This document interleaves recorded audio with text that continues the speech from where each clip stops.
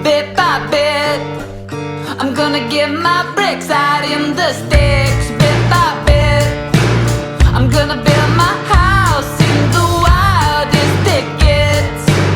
I'm gonna get away from all those miles and my shit.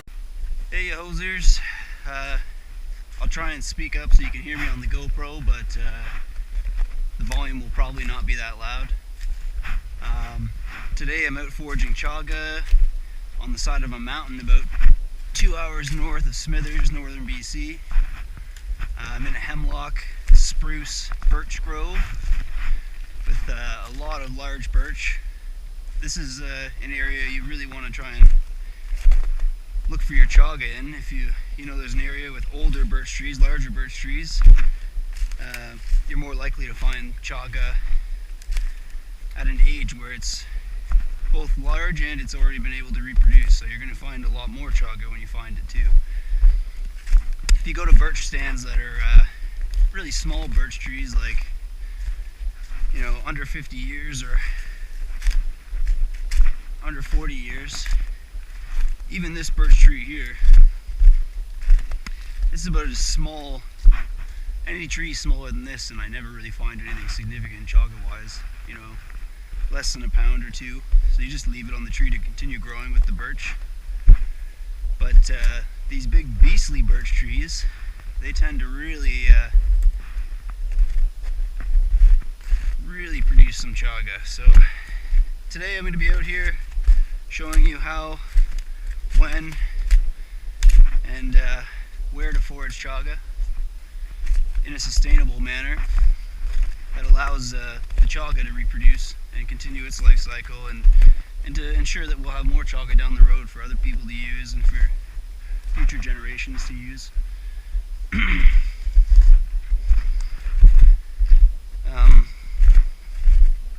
When it comes to sustainability,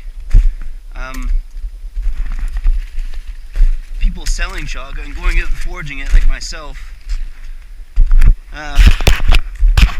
we have to be held to a really high standard in terms of what sustainability actually is, because people can go out into the woods now and they hear chaga is worth money and they think, oh, I think I've seen this before, and they go out in the woods and they clear out every bit of chaga they can find, small pieces, large pieces, everything.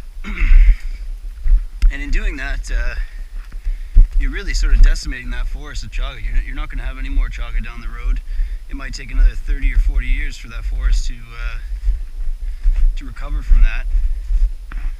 And so you're reducing the genetic diversity, which is never good in any environment. It's what we're doing to the world right now. Today I've got to be ever vigilant because I'm in an area where a couple weeks ago a local woman's dog was mauled and eaten by timber wolves. So there's known grizzly bears, known cougars, and recently an interaction with a timber wolf pack. So today I'm going to be extra careful.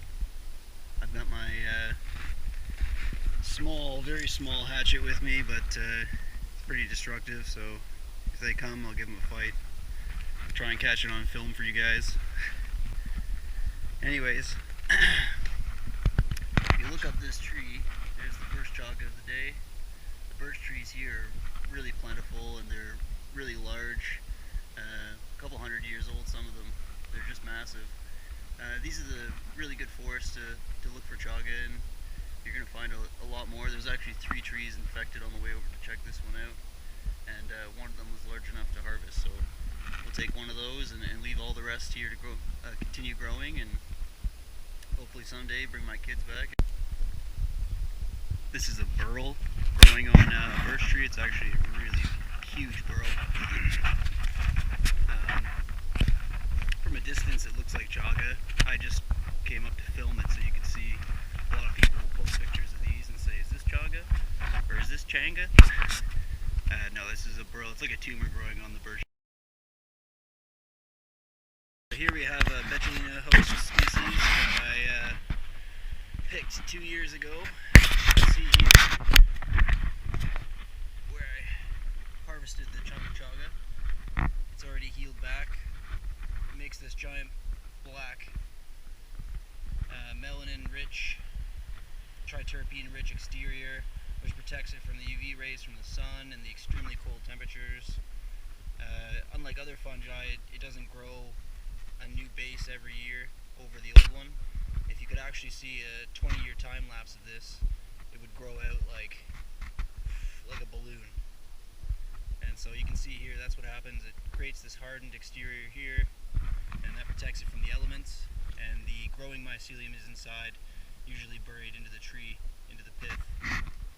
So continue our adventure today, and good to see that this one's growing back. I'm not sure if you can see, oh yeah, slightly, up in this tree about 15 feet off the ground, there's two small chunks growing, probably a pound of chaga. What you want to do is let those grow and continue their life cycle. So on that very same tree that had the two small chunks growing up above, there's also this beastly guy. So this is the size of chaga that you want to be harvesting. So you only want to harvest chaga in areas where it's found quite abundantly, because the largest part about sustainability is how abundant the species is actually found in the area. And maybe one in on every 100 to one in every 1,000 birch trees, you're not going to want to go out and pick everything you find, because you might only find maybe one chunk a day. If you're in an area, however, where the birch trees are abundant, where the chaga is abundant, and you're finding it everywhere, you're less likely to disturb the diversity that's found in that forest. As I've said before, you only want to harvest chaga pieces that are large. Usually over 10 inches is pretty good, pretty safe. You've pretty much guaranteed that they've fruited at least once in their life. Basically, chaga keeps the birch tree alive as a parasite by boosting its immune system and not allowing any other species of parasites or microorganisms to invade the birch tree, giving the chaga full control basically over the circulatory system of the birch tree. It gets all of its complex sugars and all of its medicinal compounds, and I wouldn't consider it a symbiotic relationship as everyone is now claiming it to be. It's more or less the birch tree can survive without the chaga can't survive without the birch tree. And it's a situation where the birch tree can't necessarily stop the chaga. So once it's been contaminated, the chaga is basically in control. It's not something that the birch tree can remove. But with the chaga, as it grows out, if you could do a 10 to 20 year time lapse, you'd see it would grow out like a balloon. This exterior shell here won't actually grow. It might swell. All the growth is found where it binds to the tree. All inside here, this is all your active mycelium. Everything out here is really just expanding with time. So you can see, nice clean cut. Don't cut into the tree. You can see it's eaten through to the tree already. It's about a quarter through the tree. Within another 5 to 10 years, the tree would lose its stability and flexibility, and it would snap off and break, and the chaga would also die. So basically, the chaga keeps the birch tree alive and keeps it from being contaminated by other organisms, so that it can reproduce in 10 to 20 years. It has a very long life cycle, so it needs to make sure that the birch tree survives, at least until it reproduces, and then once the birch tree dies, the chaga will die as well, inevitably. So it is not symbiotic, it's parasitic, but it might be one of the most brilliant parasitic relationships that I've ever seen on planet Earth. So there's that. And you can see actually on the next tree over here, this is an old dead birch stump here, where the chaga is actually grown through.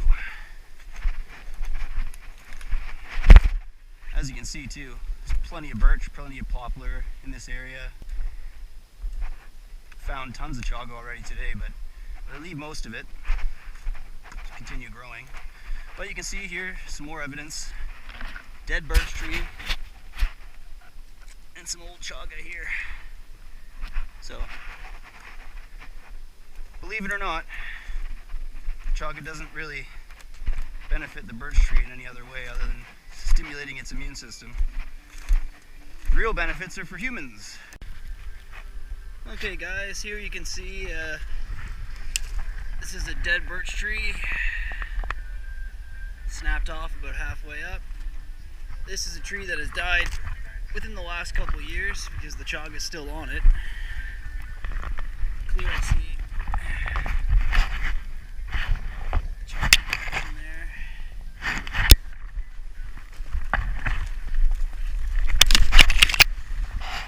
On this side. But I can clearly see that the chaga's actually killed the tree, or the tree's at least died with the chaga on it. There's plenty of indication the chaga is parasitic and not. I spotted this little guy from quite a far away. Just a small chunk growing. When you're foraging sustainably, that means you're not taking everything and you're impacting the ecosystem as little as possible. So this little chunk up here, I'm going to leave it because it's not nearly 5 years probably even growing. But that little chunk there needs probably another 5 to 10 years before it even gets to reproduce for its first time. So by taking that off the tree, it might grow back, but the birch tree might actually die before it actually is able to fruit again. So basically when you're foraging chaga, and you do find chaga, you want to harvest pieces that are over 8 inches. 8 to 10 inches is a good size. Anything bigger than that, and you know pretty well that it's reproduced to drop its tubes and spores at least once in its lifetime. So it's a little bit better if you harvest that. If you harvest these small ones, you're basically lowering the genetic diversity found in whatever forest you're taking it from. If you're in southern latitudes, around the 45th parallel or southern Canada, you're going to find a lot less trees infected with chaga. 1 in every 100 to 1 in every 1,000 birch trees. And so you can go out all day and find maybe only 1 pound if you're lucky. In other areas, like in the north, where chaga actually thrives, it actually prefers extremely cold climates and extremely harsh climates. You're going to find a lot more chaga. Like this is probably the 10th piece I've seen today, and I've already foraged 2. So it's a lot more sustainable if you're willing to travel, spend the time going out into the woods and walking around yourself and covering large distances in exchange for actually picking the chaga, and you're putting the energy in, and you're putting the time in, and you're not sacrificing the integrity of the ecosystem for money. Basically, that's the big thing nowadays, is everyone's trying to make a quick dollar. And I get that, you know, times are tough, but chaga is something that should be respected. It's something that in the future is going to become very integrated into human diet. It's a huge trend right now. Most of the information we have on chaga is done from animal studies or cell studies. There's very few done on humans, and that's because there's not really money for pharmaceutical companies to patent those ideas and those studies. So if pharmaceutical companies can't make money, they're certainly not going to try and get people healing themselves, or you know, having people treat themselves with natural medications. But nowadays, alternative medicines, which they were called before in the past, Chinese medicines and herbs, things like that, and natural medicines, those are now considered integrated medicines, where Western, Eastern civilizations are now exchanging information. Oh, there's a big crow.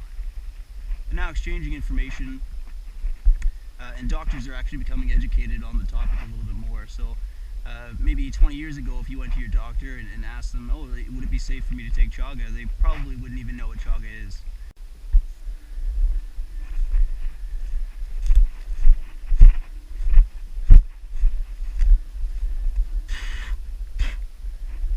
So you can see 2 beautiful pieces here. Unfortunately, they're way too small for me to forage. I'm going to leave them behind to grow. They're probably less than 5 years of growing. I think this is a yellow birch. Yeah, anyways, we're going to let these continue growing. This is what sustainable foraging is, you know what I mean? It's not going out and trying to harvest as much as you possibly can and try and sell it off cheap. It's a very valuable commodity, and it's becoming more and more valuable to humans as we learn more and more about it. We're going to let these 2 continue growing and come back for them maybe in 10 years. There's a chunk. I got fucking chaga eyes like a goddamn eagle. Or a falcon. Whatever would see chaga better.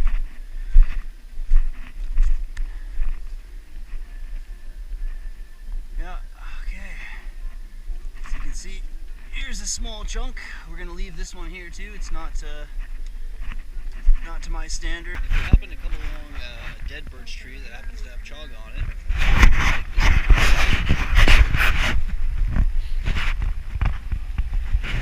see, the birch tree is dead. There's a chaga interaction there. It goes all the way down underneath this bark. See a chunk here, up here, over here, here. So this tree was just infested with chaga. More empirical data to support that chaga isn't symbiotic, it's actually parasitic. This is a beautiful tree.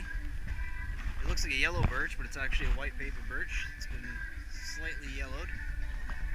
You can see there's a great big chunk of chaga there, another one there, another one there, and there's about 3 more up the tree.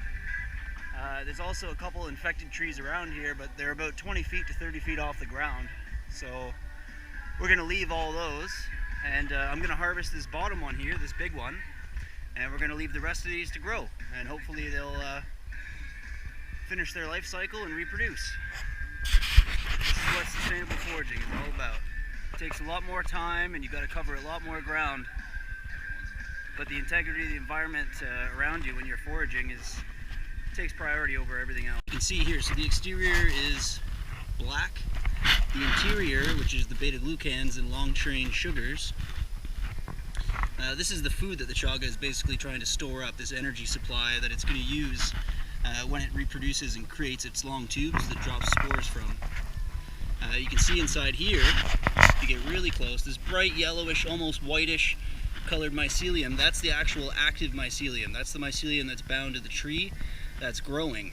You can actually take a segment of that and grow it on agar. It takes months and months for it to actually grow, but that's the active mycelium, and that's the part of the tree you don't want to go any further after that. So basically this piece here, what's going to happen is over the next 2 years it's going to go black, as I've showed you with some of the other trees we foraged. This will blacken and harden over, and it'll remake a shield that it had there. That outer layer will protect the inner layer, and it will balloon out and continue to grow. If you could do a time lapse for 10 to 20 years, you'd see that it doesn't grow over every year and continuously overlap. It actually just pushes out the shield and grows from within, ballooning out. So hopefully that's a little more intricate view of what chaga is. As far as the medicinal compounds go, all your really strong cancer-fighting compounds are found in the black. All the melanin, your really powerful free radical destroying antioxidants. Inside you're going to find all your immune system stimulators and modulators, which are either going to reduce or increase your immune system's effectiveness at either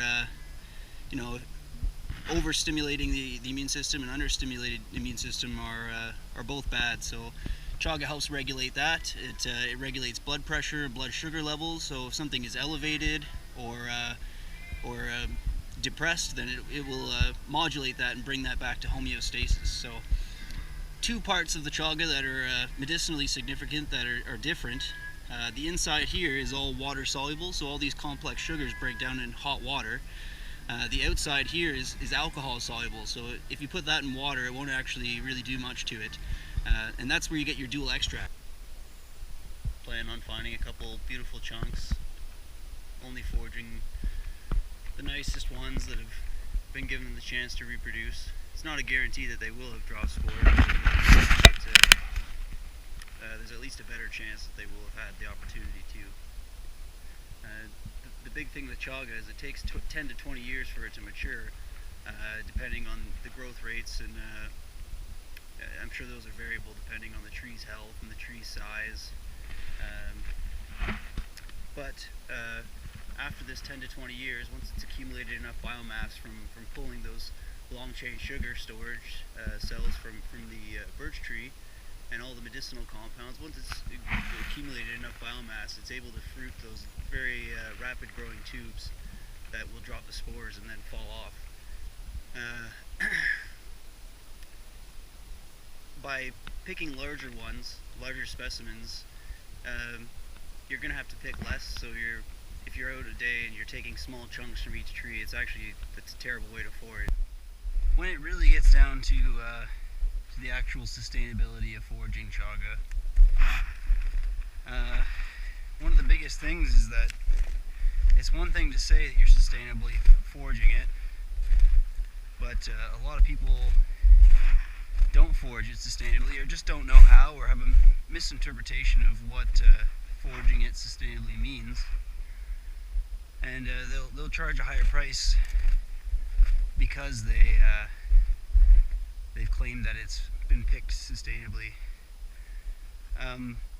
The best way to fight against that is for the customer to be informed, and to always ask questions about how it was picked sustainably, where it was picked,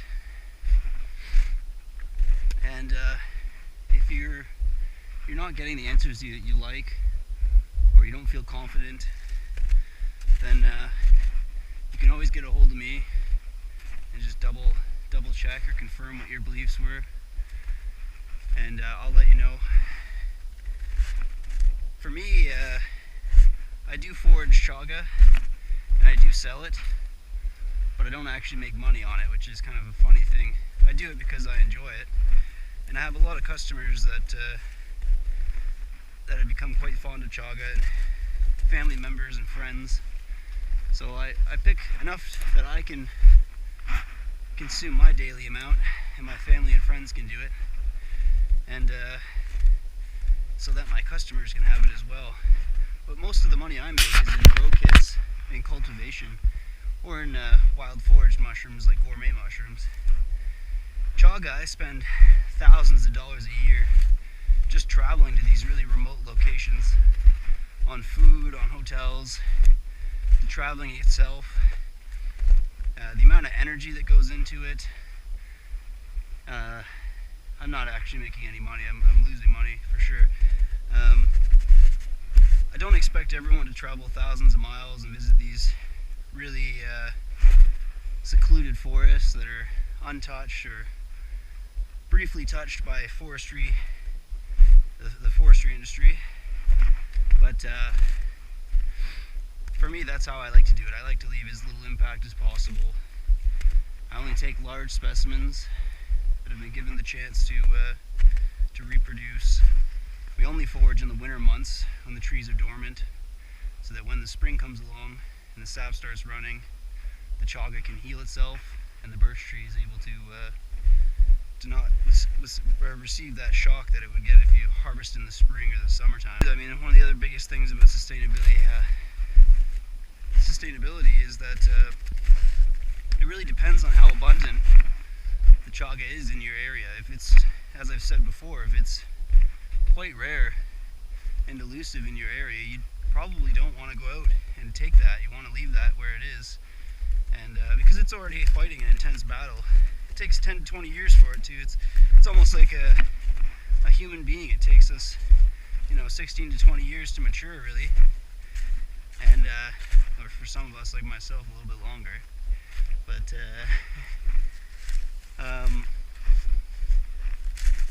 yeah, you don't want to interfere with that process. It's already hard enough for the chaga to survive these incredibly harsh climates, cold temperatures.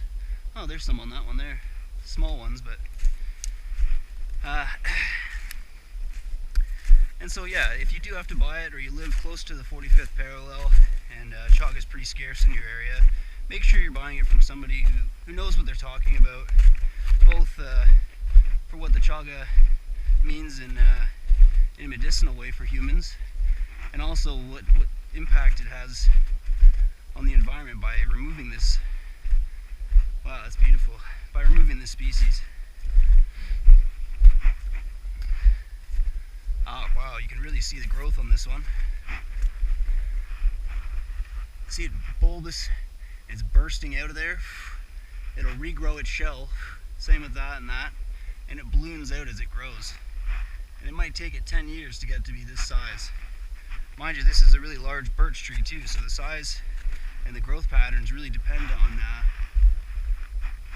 the tree itself, and how much of